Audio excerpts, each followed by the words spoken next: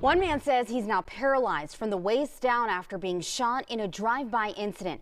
Tonight, he remains in the hospital working on his recovery, and he's sharing his story tonight with our Natalie Hee.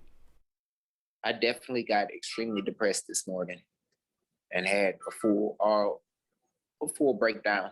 I did, but I have to remember that I'm still here. While thankful to be alive, 30-year-old Anthony Perez says he remains in shock after doctors told him he may never walk again. I'm just getting off work, and next thing you know, I'm in the hospital paralyzed from the waist down. You know, I've lost part of my kidney, I've lost my spleen, I've lost a lung. I mean, I'm 30 years old, and to me that sounds like, mostly at first, it sounded like my life was over, but with the continued motivation of the staff here at the hospital and some very close friends, you know,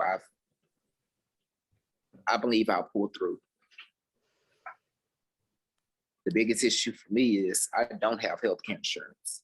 Just before 1 a.m. on June 28th, Perez says he went to a convenience store on the 13,000 block of Northborough Drive to pick up snacks after getting off work. But after leaving the store, Houston police say 2 cars drove by and started shooting, one of the bullets striking Perez in his spine. Perez says he's had a tough life and a rough past, and he was working on changing his path for the better. I want to condemn the leaders of this state, of this country. Gun violence has gotten completely out of control. Completely. This is out of control. It's open warfare out there. You can't even walk down the street without getting shot. Perez says he's taking his recovery day by day. His goal is to be able to stand and possibly walk again by his 31st birthday in September. Natalie Hee reporting, Fox 26 News.